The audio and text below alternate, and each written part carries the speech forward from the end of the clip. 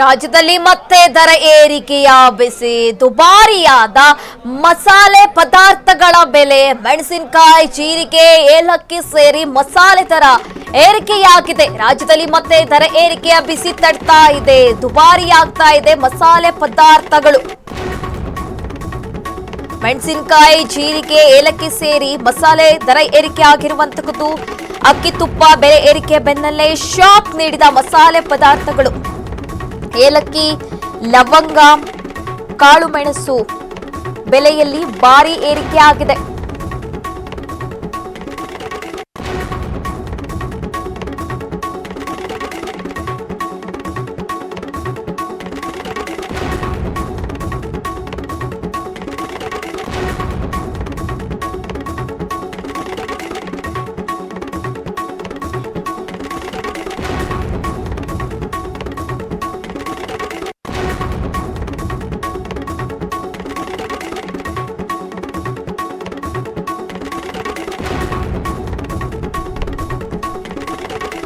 ರಾಜ್ಯದಲ್ಲಿ ಮತ್ತೆ ದರ ಏರಿಕೆಯ ಬಿಸಿ ತಟ್ತಾ ಇರುವಂತದ್ದು. ದುಬಾರಿಯಾಗಿದೆ ಮಸಾಲೆ ಪದಾರ್ಥಗಳು ಮೆಣಸಿನಕಾಯಿ ಇರ್ಬೋದು, ಜೀರಿಗೆ, ಏಲಕ್ಕಿ ಸೇರಿ ಮಸಾಲೆ ದರ ಏರಿಕೆಯಾಗ್ತಾ ಇದೆ. ಅಕ್ಕಿ ತುಪ್ಪ ಬೆಲೆ ಈ ಹಿಂದೆ ಏರಿಕೆ ಮಾಡಲಾಗಿತ್ತು, ಈಗ ಮತ್ತೆ ಮಸಾಲ ಪದಾರ್ಥಗಳು ಬೆಲೆ ಏರಿಕೆ ಆಗಿರುವಂತದ್ದು. ಇವಾಗ 7,000 ರೂಪಾಯಿ ಆಗಿದೆ. 3 ತಿಂಗಳಿಂದ ರೈಟ್ ಜಾಸ್ತಿ ಆಗಿದೆ. ಮೆಣಸಿನಕಾಯಿ ನೋಡಿದ್ರೆ 180 ರೂಪಾಯಿ ಮೆಣಸಿನ್ಕಾಯಿ, 300 ರೂಪಾಯಿ ಆಗಿದೆ. ಬೇಳೆ ನೋಡಿದ್ರೆ 80 ರೂಪಾಯಿ ಬೇಳೆ, 130 ರೂಪಾಯಿ ಆಗಿದೆ. ಅಕ್ಕಿ ನೋಡಿದ್ರೆ 10 ರೂಪಾಯಿ ಕೆಜಿಗೆ ಜಾಸ್ತಿ ಆಗಿದೆ, 30 ರೂಪಾಯಿ ಜಾಸ್ತಿ ಆಗಿದೆ. ಏನು ವ್ಯಾಪಾರ ಮಾಡೋದು, ಏನು ಇದು ಮಾಡೋದು ಗೊತ್ತಾಗ್ತಲ್ಲ. ಅರ್ಧಕ್ಕರ್ಧ ವ್ಯಾಪಾರಗಳು ಬಂದಾಗ್ಬಿಟ್ಟಿದೆ. ಕಾರಣ ನಮಗೆ ಗೊತ್ತಿಲ್ಲ, ಅವ್ರಿಗೆ ಗೊತ್ತು ಎಲ್ಲರಿಗೆ. ಯಾಕಂದರೆ ಅವರು ಬೆಳೀತಾರಲ್ಲ ಅವ್ರಿಗೆ ಗೊತ್ತು. ಇದು ಯಾರು ಮಾಡಿದಾರ ಯಾರು ಮಾಡಿಲ್ಲ ದೇವ್ರಿಗೆ ಗೊತ್ತು. ಇನ್ನೂ ಜಾಸ್ತಿ ಆಗತ್ತೆ ರೇಟು. ಇದು 400 ರೂಪಾಯಿ ಆಗತ್ತಂತೆ ಚಿಲ್ಲಿ, ಧನ್ಯ 250 ರೂಪಾಯಿ ಆಗತ್ತಂತೆ. ಅದಕ್ಕೆ ಅರ್ಶನ ನೋಡಿದ್ರೆ ಇದು ಮಸಾಲೆ ಬೆಲೆ ಏನಕ್ಕಾಗಿದೆ ಅಂದರೆ ಇದು ಟ್ರಾನ್ಸ್ಪೋರ್ಟ್ ಇದಾಗಿದೆ, ಡೀಸೆಲ್ದು ರೇಟ್ ಜಾಸ್ತಿ ಆಗಿದೆ, ಮಳೆ ಇಲ್ಲ ಏನಿಲ್ಲ, ಈ ಥರ ತುಂಬ ಜಾಸ್ತಿ ಆಗಿದೆ ರೇಟು. ಏನು ಮಾಡೋದು ಜನ ಅವ್ರಿಗೆ ಗೊತ್ತಾಗ್ತಾಯಿಲ್ಲ. ಮೆಣಸು ಬಾದಾಮಿ ಎಷ್ಟಿದ್ದು ಬಾದಾಮಿ 800 ರೂಪಾಯಿ ಇದ್ದಿತ್ತು, ಈಗ 1100 ರೂಪಾಯಿ ಬಾದಾಮಿ ಆಗಿದೆ. ಜೀರಿಗೆ 300 ರೂಪಾಯಿ ಇದ್ದಿದ್ದು ಈಗ ಬಂದು 480 ರೂಪಾಯಿ ಜೀರಿಗೆ ಆಗಿದೆ. ಆಮೇಲೆ ಕಾಳುಗಳು ಎಲ್ಲ ತೊಗರಿ ಬೇಳೆ ಎಲ್ಲ 120, 130 ರೂಪಾಯಿ ಇದ್ದಿತ್ತು, ಇವತ್ತು ಬಂದು 160 ರೂಪಾಯಿ ಕಾಳುಗಳು ಎಲ್ಲ ಜಾಸ್ತಿ ಆಗಿಬಿಟ್ಟಿದೆ. ಆಮೇಲೆ ಮೆಣಸಿನ್ಕಾಯಿ ಬಂದು 200, 160 ರೂಪಾಯಿ ಇದ್ದಿತ್ತು, ಇವತ್ತು 600 ರೂಪಾಯಿ ತನಕ ಹೋಗ್ಬಿಟ್ಟಿದೆ.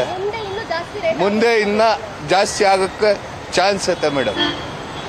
ತರಕಾರಿ ಬೆಳೆ ಅಂದ್ರೆ ಕರ್ನಾಟಕದಲ್ಲಿ ಮಳೆ ಇಲ್ಲ, ಆಚೆಗಳೆಲ್ಲ ಫುಲ್ ಮಳೆ ಬಂದು ಎಲ್ಲ ಬಿಟ್ಕೊಂಡು ಹೋಗ್ಬಿಟ್ಟಿದೆ. ಈರುಳ್ಳಿ ಬಂದು ಫಸ್ಟು 20 ರೂಪಾಯಿ 15 ರೂಪಾಯಿ ಇತ್ತು, ಇವಾಗ 40 ರೂಪಾಯಿ 35 ರೂಪಾಯಿ 50 ರೂಪಾಯಿ ತನಕ ಈರುಳ್ಳಿ ನಡೀತಾ ಇದೆ. ಆಲೂಗಡ್ಡೆ ಬಂದು 600 ರೂಪಾಯಿ ಇತ್ತು, 1,000 ರೂಪಾಯಿ 1,000 ರೂಪಾಯಿ ಆಲೂಗಡ್ಡೆ ಆಗ್ತಿದೆ. ಮಳೆ ಬಂದು ಏನೂ ಇಲ್ಲ, ಎಲ್ಲ ಬಿಟ್ಕೊಂಡು ಹೋಗ್ಬಿಟ್ಟಿದೆ. ಕರ್ನಾಟಕದಲ್ಲಿ ಮಳೆ ಇಲ್ಲ.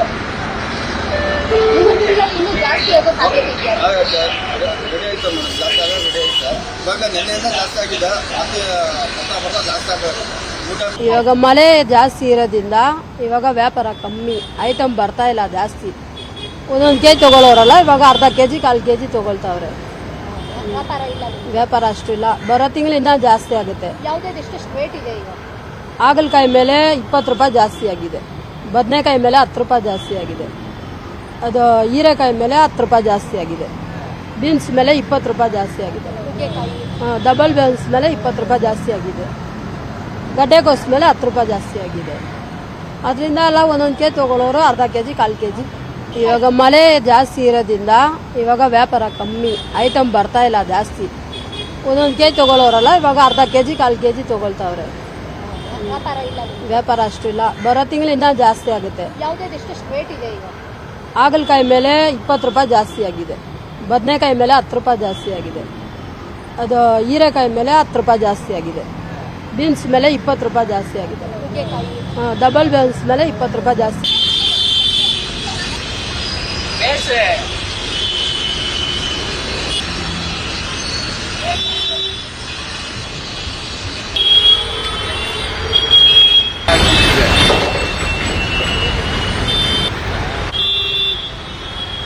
ರಾಜ್ಯದಲ್ಲಿ ಮತ್ತೆ ದರ ಏರಿಕೆಯ ಬಿಸಿ ತಡ್ತಾ ಇರುವಂತಹದ್ದು ಗ್ರಾಹಕರ ಜೇಬಿಗೆ ಕತ್ತರಿ ಬೀಳ್ತಾ ಇದೆ. ಈ ಹಿಂದೆ ತುಪ್ಪ, ಬೆಣ್ಣೆ ಹಾಗೆ ಅಕ್ಕಿಯಲ್ಲಿ ದರ ಏರಿಕೆ ಆಗಿತ್ತು. ಈಗ ಮತ್ತೆ ಮಸಾಲಾ ಪದಾರ್ಥಗಳಲ್ಲಿ ದರ ಏರಿಕೆ ಆಗಿರುವಂತಹದ್ದು. ಮೆಣಸಿನಕಾಯಿ ಇರ್ಬೋದು, ಜೀರಿಗೆ ಇರ್ಬೋದು, ಏಲಕ್ಕಿ ಸೇರಿದಂತೆ ಮಸಾಲೆ ದರ ಏರಿಕೆಯಾಗಿದೆ. ಹಾಗೆ ಲವಂಗ, ಏಲಕ್ಕಿ, ಕಾಳುಮೆಣಸು ಬೆಳೆಯಲು ಕೂಡ ಭಾರಿ ಏರಿಕೆ ಆಗಿರುವಂತಹದ್ದು. ಮಸಾಲೆ ದರ ಏರಿಕೆಯಿಂದ ಜನರು ಕೂಡ ಕಂಗಾಲಾಗಿದ್ದಾರೆ. ಇನ್ನು ಮುಂದಿನ ತಿಂಗಳು ಕೂಡ ಇನ್ನೂ ಬೆಲೆ ಹೆಚ್ಚಾಗುವ ಸಾಧ್ಯತೆ ಇದೆ ಅಂತ ಕೂಡ ಹೇಳಲಾಗ್ತಾ ಇದೆ. ಹೋಟೆಲ್, ಬೇಕರಿ ಉದ್ಯಮಕ್ಕೂ ಮಸಾಲೆ ಬೆಲೆ ಏರಿಕೆ ಬಿಸಿ ತಡ್ತಾ ಇರುವಂತಹದ್ದು. ಮಸಾಲೆ ದರ ಏರಿಕೆಯಿಂದ ಉತ್ಪಾದನಾ ವೆಚ್ಚ ಕೂಡ ಇಲ್ಲಿಗ ಹೆಚ್ಚಳ ಆಗ್ತಾ ಇರುವಂತಹದ್ದು. ಸಾಗಾಣಿಕೆ ವೆಚ್ಚ, ಬೆಳೆ ಕೊರತೆಯಿಂದ ದರ ಏರಿಕೆ ಆಗಿದೆ ಅಂತ ತಿಳಿದು ಬರ್ತಾ ಇದೆ. ಕಡಿಮೆ ಖರೀದಿಗೆ ಮೊರೆ ಹೋಗ್ತಾ ಇದ್ದಾರೆ ಮಾಧ್ಯಮ ವರ್ಗದವರು. ಈಗ 1 ಕೆಜಿ ಖರೀದಿ ಮಾಡೋರು ಈಗ ಅರ್ಧ ಕೆಜಿ ಖರೀದಿ ಮಾಡುವಂತಹ ಪರಿಸ್ಥಿತಿ ನಿರ್ಮಾಣವಾಗಿರುವಂತಹದ್ದು. ಈಗ ಮತ್ತೆ ದಿನಕ್ಕೆ ಒಂದಲ್ಲ ಒಂದು ಬೆಲೆ ಏರಿಕೆ ಆಗ್ತಾ ಇರುವಂತಹದ್ದು.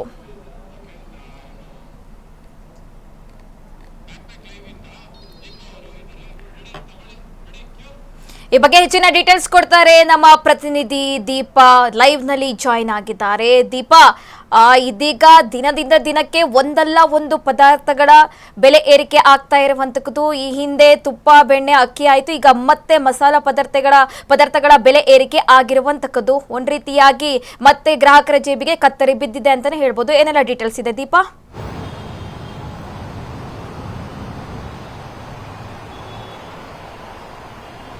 ಸುರಭಿ, ಏನು ಈಗಾಗಲೇ ದಿನಸಿ ಅಂದ್ರೆ ಅಕ್ಕಿ ಆಗಿರ್ಬೋದು, ಸಕ್ಕರೆ ಆಗಿರ್ಬೋದು, ತುಪ್ಪ ಆಗಿರ್ಬೋದು, ಈ ರೀತಿಯಾಗಿ ದಿನಸಿ ಪದಾರ್ಥಗಳ ಬೆಲೆ ಏರಿಕೆ ಆಗಿದ್ದು, ಈ ಮಧ್ಯ ಈ ಮಸಾಲೆ ಪದಾರ್ಥಗಳ ಬೆಲೆ ಏರಿಕೆ ಕೂಡ ಹೆಚ್ಚಾಗಿದೆ ಅಂತಾನೆ ಹೇಳ್ಬೋದು.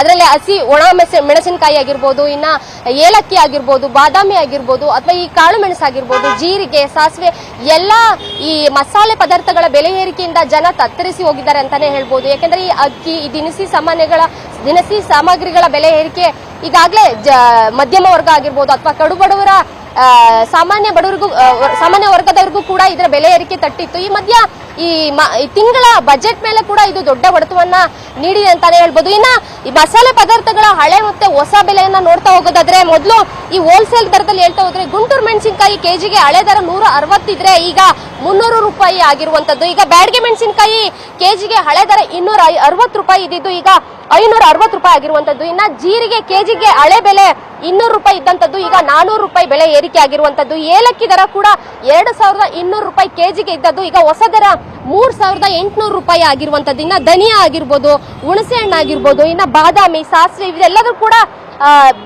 ಬಹಳ ಏರಿಕೆಯನ್ನ ಕಂಡಿರುವಂತದ್ದು. ಇದು ಸದ್ಯ ಜನಸಾಮಾನ್ಯರ ಜೇಬಿನ ಮೇಲೆ ಕತ್ತರಿ ಹಾಕೋದಲ್ದಲೆ ಈಗ ಹೋಟೆಲ್ ಉದ್ಯಮಕ್ಕೂ ಕೂಡ ಇದರ ಬೆಲೆ ಬಿಸಿ ತಟ್ಟಿದೆ ಅಂತಾನೆ ಹೇಳ್ಬೋದು. ಯಾಕಂದ್ರೆ ಹೋಟೆಲ್ ಉದ್ಯಮದವರಿಗೂ ಕೂಡ ಈ ಸಾಗಾಣಿಕಾ ವೆಚ್ಚ ಇದೆಲ್ಲವನ್ನು ಕೂಡ ಭರಿಸೋದ್ರಿಂದ ಮೇನ್ ಈ ದಿನಸಿ ಪದಾರ್ಥಗಳಾಗಿರ್ಬೋದು, ಈ ಮಸಾಲೆ ಪದಾರ್ಥಗಳ ಬೆಲೆ ಏರಿಕೆ ಆಗೋದಕ್ಕೆ ಮುಖ್ಯ ಕಾರಣ ಅಂದ್ರೆ ಈ ಸಾಗಾಣಿಕಾ ವೆಚ್ಚ ಮತ್ತೆ ಸಂಗ್ರಹಣಾ ವೆಚ್ಚ ಹೆಚ್ಚಾಗಿರೋದ್ರು. ಇನ್ನು ಮಳೆ ಕೊರತೆ ಇರೋದ್ರಿಂದ ಏನಿದೆ ಈ ಬೆಲೆಗಳ ಉತ್ಪಾದನೆ ಕೂಡ ಕಮ್ಮಿ ಆಗಿದೆ ಅಂತಾನೆ ಹೇಳ್ಬೋದು. ಇದರಿಂದ ಮಸಾಲೆ ಪದಾರ್ಥಗಳ ಬೆಲೆ ಏರಿಕೆ ಆಗಿರುವಂತದ್ದು. ಸಾಮಾನ್ಯ ವರ್ಗದವರು ಏನಂತ ಹೇಳಿದ್ರೆ, ಈ ವ್ಯಾಪಾರಿಗಳು ಹೇಳೋ ಪ್ರಕಾರ ಗ್ರಾಹಕರು ಮೊದಲು 1 ರಿಂದ 2 ಕೆಜಿ ಮಸಾಲೆ ಪದಾರ್ಥಗಳನ್ನ ಖರೀದಿಸಿದ್ರು. ಆದ್ರೆ ಈಗ ಬೆಲೆ ಏರಿಕೆ ಆಗಿರೋದ್ರಿಂದ ಕೇವಲ ಗ್ರಾಮ್ ಆಗಿರ್ಬೋದು ಅಥವಾ 1/4 ಕೆಜಿ ಆಗಿರ್ಬೋದು, ಈ ಮಟ್ಟದಲ್ಲಿ ಈ ದಿನಸಿ ಪದಾರ್ಥಗಳನ್ನ ಖರೀದಿ ಮಾಡ್ತಿದ್ದಾರೆ. ಈ ಮಸಾಲೆ ಪದಾರ್ಥಗಳನ್ನು ಕೂಡ ಕಾಳು ಮೆಣಸು ಆಗಿರ್ಬೋದು, ಒಣ ಮೆಣಸಿನಕಾಯಿ ಆಗಿರ್ಬೋದು, ಎಲ್ಲವನ್ನು ಕೂಡ ಕೇವಲ ಗ್ರಾಮ್ ಲೆಕ್ಕದಲ್ಲಿ ಪರ್ಚೇಸ್ ಅನ್ನ ಮಾಡ್ತಾ ಇದ್ದಾರೆ ಅಂತಾನೆ ಹೇಳ್ಬೋದು. ಇದರಿಂದ ವ್ಯಾಪಾರಿಗಳು ಕೂಡ ದೊಡ್ಡ ಹೊಡೆತವನ್ನ